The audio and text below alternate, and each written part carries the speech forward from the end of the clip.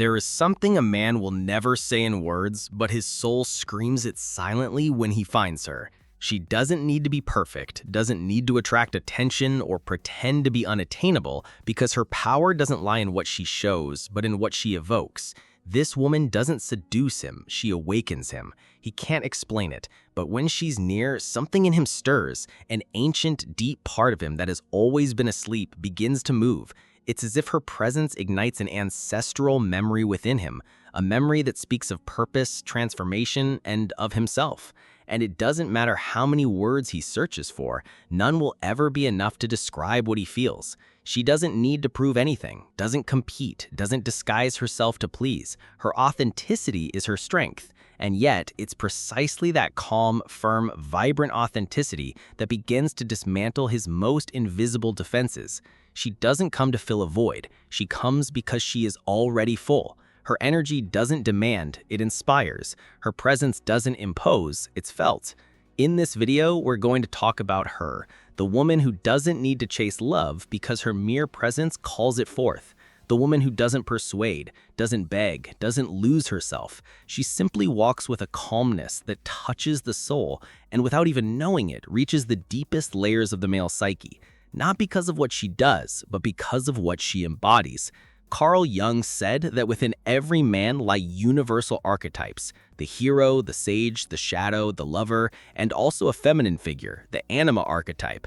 What this woman does, even without knowing it, is awaken those archetypes without saying a single word, because her way of being speaks directly to the unconscious. She doesn't speak to his ears, she speaks to his soul. She reminds him of who he is in his most authentic form. But how does she do it? What subtle behaviors can touch something so deep? In the next few minutes, you'll discover 8 behaviors that awaken not just desire in a man, but transformation. We're not talking about strategies. We're not talking about manipulation. We're talking about an archetypical, symbolic, unforgettable connection. And get ready, because after understanding this, you'll begin to see relationships differently, deeper, more human, more real. Every man, somewhere deep in his soul, wants to be a hero. Not a movie hero, not a perfect savior, but someone who can overcome his own fears, conquer obstacles, and strive for something greater than himself. But here's something many women don't understand. That hero doesn't awaken through empty praise. He's not activated by exaggerated admiration. He awakens when someone sees his true potential, even before he sees it himself. She doesn't need to turn him into a god or idolize him. Her gaze is not one of fantasy, but of vision. She perceives the greatness that lives behind his insecurities, and instead of focusing on what he hasn't yet achieved, she focuses on what is growing, on what is awakening.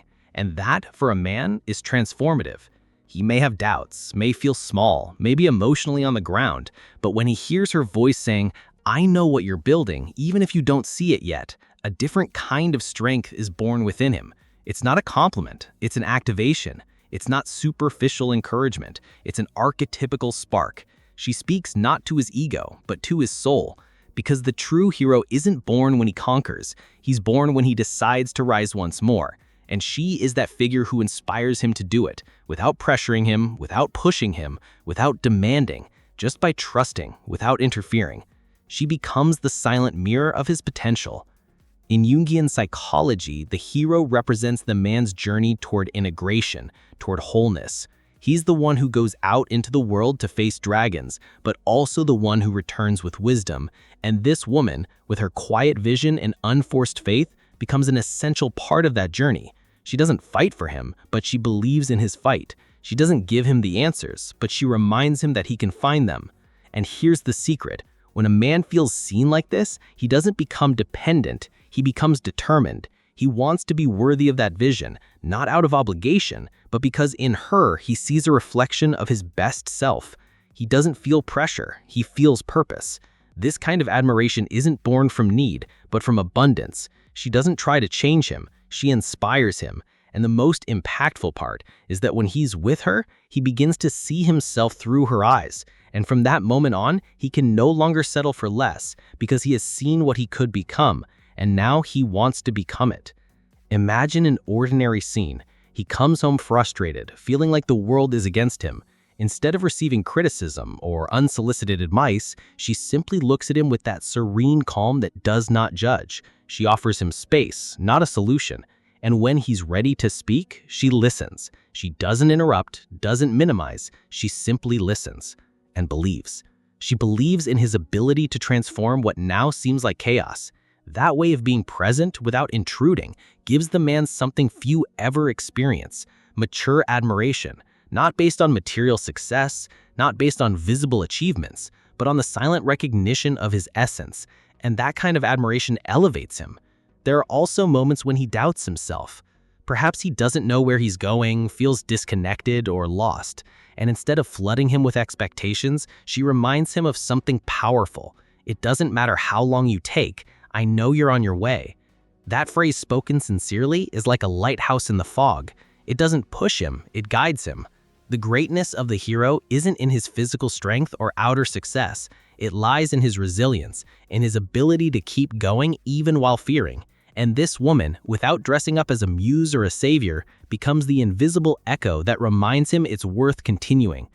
There is a crucial moment in every man's life when his shadow appears, not evil, but doubts, insecurities, impulses he doesn't understand, buried anger, fear of failure. The shadow, as Jung defined it, is everything we repress out of fear of not being accepted.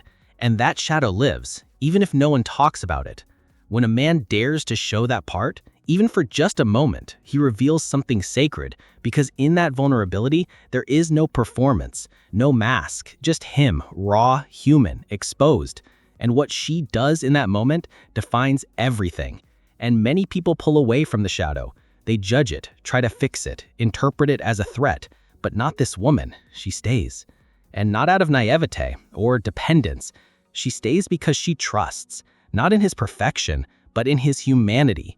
When he shows himself broken, she doesn't try to fix him. When he's confused, she doesn't rush to guide him.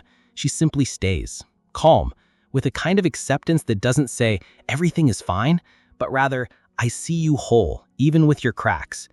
And that transforms him, because in that moment, his emotional defense system begins to soften. He no longer needs to fake strength. He no longer needs to protect his image, because beside her, even the ugliness finds space to breathe. She doesn't romanticize his darkness.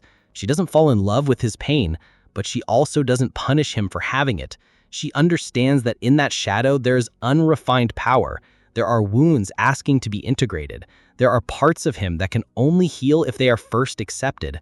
The trust she conveys isn't blind. It's deep. It's the kind of certainty that says, you can be all that you are. I don't need you to be perfect in order to stay. And that gives him permission to be free. Imagine he has just made a mistake, one of the ones that awaken his deepest shame. Normally, he would shut down, go silent, withdraw. But she doesn't chase him. She doesn't demand rushed explanations. She doesn't react with drama or indifference. She just breathes, gives space, offers time. And in that silence filled with respect, he begins to understand something new. He's not being judged for failing. He's being held in his process. And that's where something almost alchemical happens. The judgment he once imposed on himself begins to dissolve. Because if she can look at his shadow without fear, then maybe he can too. External acceptance begins to awaken internal acceptance. Jung taught that the shadow contains not only what has been repressed, but also what is yet to be discovered. Within it lies creativity, desire, life force, but all of that is trapped beneath layers of fear, guilt, and shame. And what this woman offers is a safe space for him to explore that darkness without being consumed by it. And that integration, that peace that begins to grow inside him, becomes a gift he will carry forever. We live in a world that constantly pushes men to be in action mode, to solve, control, plan, be strong, be logical, be firm. And although they often succeed at that, the constant demand leaves a mark, an invisible fatigue, a buildup of tension they rarely get to express because showing exhaustion is not allowed. And that throws their inner world off balance. The animus in Jungian psychology is the masculine archetype representing the logic, reason, and structure. When that animus is wounded, that animus becomes rigid, cold, closed off. The man stops feeling and starts functioning like a machine. And that's where she comes in. She doesn't argue for the sake of arguing. She doesn't need to be right. Her energy doesn't compete with his. She simply offers a space, an emotional refuge, a place where he doesn't have to solve anything, where he can simply be. Her presence doesn't demand, doesn't pressure. It's like a calm river that flows effortlessly. And that river, without saying a word, begins to dissolve the layers of tension he carries without even knowing it. He doesn't know why, but next to her, he breathes more slowly. His shoulders relax. His mind, so used to noise, begins to find silence. And that silence isn't empty. It's healing. Because for the first time, he doesn't feel like he has to prove anything. Just be. She doesn't treat him like a project. She doesn't try to change him. She simply offers a kind of presence that has no shape, but has an effect. And that effect is restorative. Imagine an ordinary afternoon. He arrives exhausted, says little, sits down, stares into space. Everything about him signals that his inner world is in. She doesn't interrupt, doesn't bombard him with questions. She simply sits nearby, makes something warm. Her mere presence communicates what's essential. You don't have to explain yourself for me to be here with you. And in that moment, something happens. Something that may go unnoticed, but that he feels deeply. He is not being demanded, not being observed as a role or function. He is being received as a person, as a human being.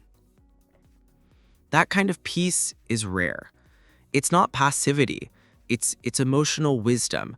She's not putting out his fire. She's creating the space for him to feel it without being burned. Often the wounded animus reacts with rigidity, sarcasm, or distance, but she doesn't mirror that pattern. She doesn't need to prove her power to possess it, and that lack of confrontation disarms him, not through weakness, but through a loving firmness he never knew he needed. Jung spoke of the importance of integrating the inner archetypes, and when a man has lived too long in his rational, logical, functional animus, he begins to lose connection to his emotional center. This woman with her simplicity helps him reconnect, not through grand speeches, but through small acts that invite inner rest. She doesn't judge him for needing silence. She doesn't interpret his distance as a lack of love. She understands that men too need pauses. They too need to soften. And by not pressing him, she brings him relief. That relief, though subtle, is revolutionary, because it reminds him that he doesn't have to fight all the time, that he doesn't lose worth by slowing down, that there is love in stillness, that there is presence in quiet. And so, little by little, he begins to show parts of himself he used to hide. His exhaustion, his confusion, his unanswered questions. And she doesn't hand him a manual.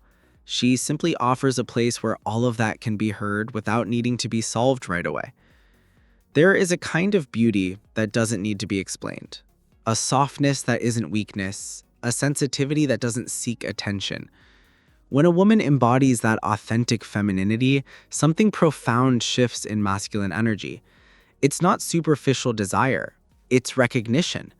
Carl Jung spoke of the anima as the inner feminine figure within every man. It is the sensitive, intuitive, receptive, and creative part, often repressed by a culture that glorifies only logic and strength. But that part doesn't disappear. It simply waits to be remembered. And when he encounters a woman who reflects it, something ignites within him. She doesn't try to provoke, doesn't exaggerate her appearance. Her energy is natural, fluid, authentic, and instead of trying to impress, she inspires. He doesn't know why, but the way she moves, speaks, and sees the world touches something inside him he didn't know existed. That living femininity, not performed, not shaped by external standards, becomes a symbolic mirror. He begins to recognize himself in her, not because he wants to possess her, but because she represents a part of himself he had forgotten. In her presence, he feels at home, not because everything is perfect, but because something in her returns to him the sense of wholeness. It's not just physical attraction, it's emotional, archetypal, spiritual resonance. She doesn't have to be always sweet or always gentle. Her strength lies in her truth, in her coherence, in her ability to feel deeply without losing herself. And that depth calls to him. The most fascinating part is that she doesn't try to seduce. She simply lives from an inner place that is genuine. And that authenticity awakens in him not only admiration, but a kind of ancestral connection, as if he's known her forever. Imagine a man who has lived for years disconnected from his emotional world. He's been trained to repress what he feels, to avoid vulnerability, to focus on goals, results, logic. And then she appears, not with speeches or instructions, but through her way of being, of inhabiting her body, of feeling without fear. She sings without reason, cries freely, laughs from the belly. She's unafraid of her sensitivity, unafraid of her light or her shadows. And for him, that is a kind of awakening. Not because he wants to be like her, but because in witnessing her fully expressed femininity, he remembers that he too has an inner universe waiting to be explored. And that is when the anima archetype begins to stir. Jung said that when a man doesn't integrate his anima, he projects a distorted image onto women. He idealizes them or rejects them, desires them without understanding. But when he meets a woman who vibrates in authenticity, the projection shatters and integration begins. She does not become a fantasy. She becomes a bridge back to himself. And that experience is not lived in noise. It's felt. It's felt in the details, in the way she listens, in the way she touches, in the way she sees the world with open eyes. And he can't put it into words, but he feels how her energy brings order to his inner chaos. She doesn't seek to be understood. She doesn't act to please. Her very existence invites connection. And that, in a world of masks, is profoundly impactful. He begins to change, not because she pushes him, but because being close to her makes him feel more whole, more human, less rigid, more present. The living femininity she embodies doesn't weaken him, it balances him. And in that harmony, he discovers new ways to love, to express, to feel. He allows himself emotions he once hid. He allows himself softness. And most of all, he allows himself to feel without fear, because she doesn't demand he change. She simply reminds him, without saying a word, that he can also be soul, not just strength. There is something deeply magnetic about a woman who doesn't revolve around others, who doesn't bend herself to be liked, who is unafraid to be who she is, even if that means not pleasing everyone. That woman doesn't need to shout her independence. It's evident in the way she walks, in the way she says no, in the way she remains firm without losing her softness. She doesn't live in reaction. She lives in creation. And that changes everything. When a man meets a woman like that, something inside him reorganizes. Because he's not in front of someone who needs him to give her meaning. He's in front of someone who has already given it to herself. And that emotional autonomy, far from being intimidating, is deeply attractive. Because it silently says, I can be with you, but I won't lose myself in you. She doesn't play hard to get. She's simply clear. She has boundaries, values, and the wisdom to know when to step back, when to come closer, when to speak from the soul, and when to remain silent. And she does all of this from an inner axis that does not waver. The most surprising thing is that she doesn't need to prove she has power. Her power lies in her coherence, in the alignment between what she feels, thinks, and does. And in a world of masks, that becomes irresistible. He may not be used to it. He may try to test her, push her, question her, but she doesn't react from fear. She responds from truth. And that truth, even when uncomfortable, commands respect. Over time, he realizes she's not there to complete him. She's there to share with him, that she doesn't need his validation, and it's precisely because of that that her love holds greater value. It doesn't arise from emptiness, but from fullness. She doesn't bend before idealization. She doesn't adjust herself to be chosen. She chooses herself first, and that act of self-love changes the entire dynamic. Imagine a difficult conversation. He tries to impose his point of view, raise his voice, play with silence, but she doesn't lose her center. She doesn't enter the drama. She listens, breathes, and responds from clarity, not from need.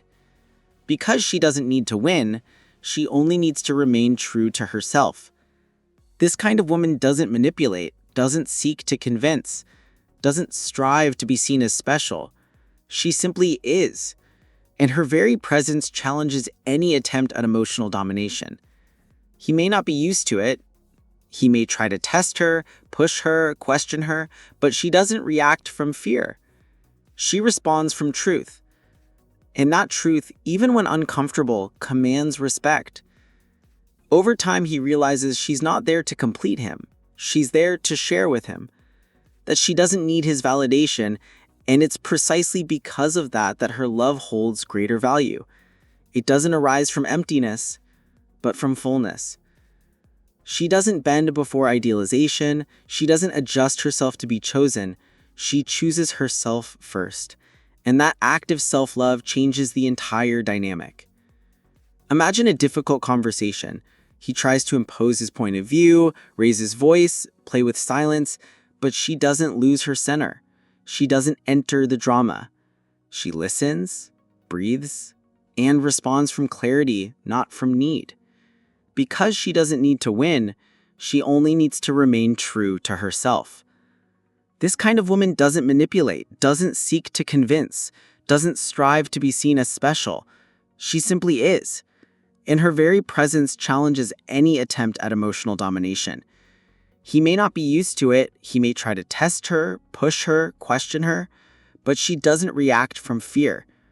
She responds from truth. And that truth, even when uncomfortable, commands respect. Over time, he realizes she's not there to complete him. She's there to share with him. That she doesn't need his validation. And it's precisely because of that that her love holds greater value. It doesn't arise from emptiness, but from fullness.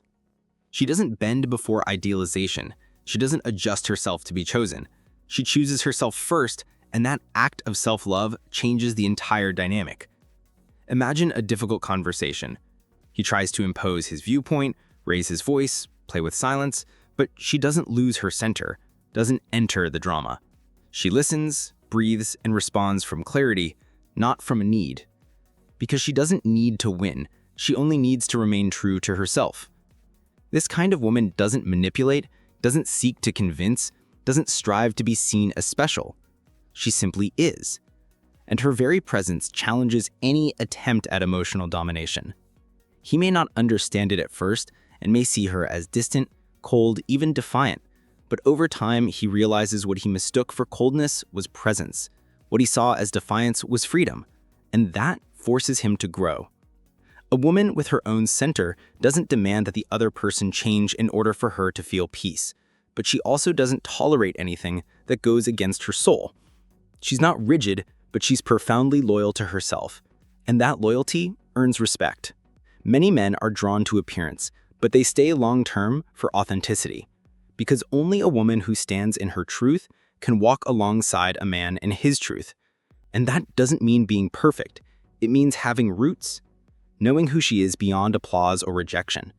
And when she shows up from that place, he sees her as emotional bedrock, someone he can trust, not someone who constantly seeks approval. Jung said that individuation is the process of becoming oneself. She doesn't just understand that, she embodies it. And from that place, she invites others to do the same, not through pressure, but through example. Because love that comes from the center doesn't seek to complete, it seeks to be shared. Some conversations are forgotten the next day, others echo in the soul, not because they were intense or romantic, but because they were real, deep, meaningful. She is not afraid to go beyond the surface. She doesn't settle for talking about the weather or repeating what everyone says. She has questions, ideas, restlessness that don't fit in empty conversations, and that wakes him up. Carl Jung spoke of the archetype of the wise man, that part of the masculine psyche that seeks to understand, observe, reflect. But often that inner sage falls asleep, trapped in routine, in the mechanical, in the immediate, until someone appears who invites him to think again, to be curious, to see the world through new angles. She doesn't impose her ideas. She doesn't need to be right. She simply brings up topics that stir the soul, asks questions that open doors, listens with genuine interest. And in that dynamic, he begins to remember a part of himself that he had forgotten, his capacity to explore, to question, to see beyond. He doesn't feel judged, he feels challenged, but with respect, because she doesn't correct him, she provokes him intelligently. She doesn't crush him with facts, she inspires him with perspective. And through that, she connects him to his inner sage. And when a man connects with that archetype, he begins to seek more than stimulation. He seeks meaning, depth, and truth. And in her, he finds a kindred mind, not a competitor, not a follower, a companion. A woman who awakens the inner sage in a man doesn't need to shout to be heard. Her intellectual presence, when rooted in authenticity, becomes a spark. And that spark ignites expansion. Imagine a quiet night. He's sitting, lost in thought. She approaches, not with the need to speak, but with a question. One of those that don't have easy answers. What do you think gives true value to a life? It's not a trap, it's not a test, it's an invitation. And without realizing it, he begins to open a part of himself that had been closed. Not because he has to prove anything, but because she has created a space where thinking is safe, where feeling is allowed, where agreement isn't required for connection. She doesn't fear the silence between questions. She doesn't fill it with anxiety. She honors it. And in those spaces, he discovers the beauty of a conversation that has no goal, but holds purpose. This kind of stimulation isn't academic, it's existential. It's a shared exploration of the world, of symbols, of the human experience. And as he shares this with her, he ceases to be just a man reacting to the world. He begins to become a man interpreting it. Jung believed that the wise man archetype is key to individuation because it represents the part of us that sees from above, that understands cycles, that connects the dots.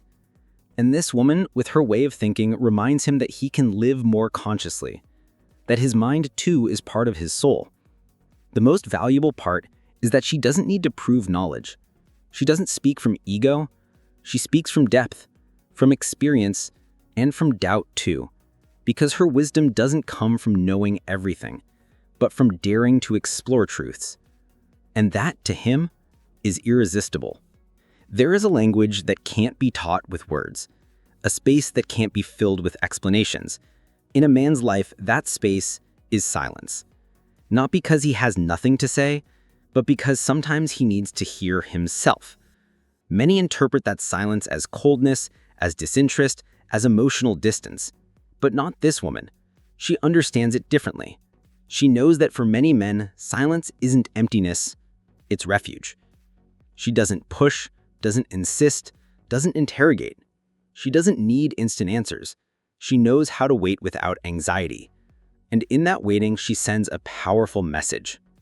I trust your process even when I don't fully understand it. He may step away for a while, not because he's fleeing from her, but because he needs to return to himself. And she doesn't take it as an offense or a threat. She respects it. She honors it, because she knows that solitude can be part of the path, not a detour. That kind of respect is rare, and therefore deeply valued. She doesn't fill the silence with unnecessary noise. She doesn't interpret withdrawal as a lack of love, which in many cases is a form of inner reconstruction. And by not interrupting, by not invading, she becomes a safe space. A man who can be silent next to a woman without feeling guilt has found a rare and sacred place. Because in that calm, he feels free to simply be. And that freedom is a powerful form of love. Imagine he's had an overwhelming day. He's full of emotions, but doesn't know how to translate them. She sees him arrive, senses his tension, and doesn't invade him with questions or force him to speak. She simply is. Maybe she plays his favorite song, maybe she brings him a warm drink, but most importantly, she offers presence without demand. That ability to hold space in silence is a high form of emotional maturity, not because she ignores what's happening, but because she allows everything to unfold in its own time. For many men, silence is the space of internal reorganization that no one taught them to defend except her. She understands that for many men, Words come after understanding, not before. When he feels he's not being pushed to express before he's ready, he relaxes. His defenses lower, and in that emotional safety, he begins to open, not because he has to, but because he wants to. Jung said that symbols speak louder than words, and silence in this context is symbolic. It represents trust, respect, and a love that doesn't need to be translated moment by moment because it's already communicating through the invisible. There's nothing more liberating for a man than feeling loved even when he's not ready, when he hasn't reached the top, when he's still in the midst of chaos, learning, or error. This woman doesn't look at him with expectations. She looks at him with faith. She doesn't need him to have all the answers, nor does she demand a finished version of himself. She sees him in process, and instead of pressuring him to move faster, she walks beside him with serenity. There's a look in her eyes that says, you can fail, you can doubt, you can start over, and you still deserve love. And that look isn't condescending, it's deeply transformative. Jung described individuation as a journey, not a destination, and she understands that. She knows that what matters isn't how perfect he is, but how conscious he is of his path. That's why she doesn't interrupt, doesn't accelerate, doesn't guide him with an external map. She simply accompanies him like a silent lighthouse. He may feel that he has failed, that he's not enough, that he still has far to go, but she doesn't measure him by those standards. She sees the soul, not the performance. And that way of seeing him sets him free. Because there is no greater motivation for a man than to be seen from his seed, not just from his fruit. When he makes mistakes or fails at something important and feels disappointed in himself, she listens, not to correct, but to hold. She doesn't minimize, doesn't dramatize, she simply offers a presence that says more than 1,000 words. You're still worthy even in your process. This kind of faith isn't blind, it's conscious. She doesn't idealize him or deny his flaws, she honors him as a being in evolution. And that honor moves him more than any pressure. Because now he wants to grow not out of obligation, but out of inspiration. Jung said that deep growth happens when the soul feels safe. And that's what she offers. Emotional safety, freedom to be, permission not to have it all figured out. The most beautiful part is that she doesn't need to be perfect either. She doesn't present herself as the guide on the path, but as someone walking it too. From her truth, from her compassion, from her integrity, and that creates a special bond, not based on expectations, but on companionship, not on control, but on trust. Because when a man feels loved even in his unfinished form, his desire to evolve becomes real. There is nothing more powerful for a man than feeling that someone believes in him, even when he's not sure of himself. This woman doesn't believe in him out of illusion or the need to rescue him. She believes through the eyes of someone who sees the process, not just the outcome. She doesn't expect perfection or measure his worth by how complete he is. She doesn't compare him to ideal versions. She sees the path, and she's not afraid that it's still under construction. When he doubts, she doesn't panic. When he falls, she doesn't rush to fix it. She simply remains with the calm faith that says, I'm here not because you need to save me, but because I trust in what you're building within yourself. And that gives him strength, because judgment blocks, but faith uplifts. Many times a man doesn't know where he's going. He's afraid. He makes mistakes. He contradicts himself. But she doesn't look at him with eyes of disappointment.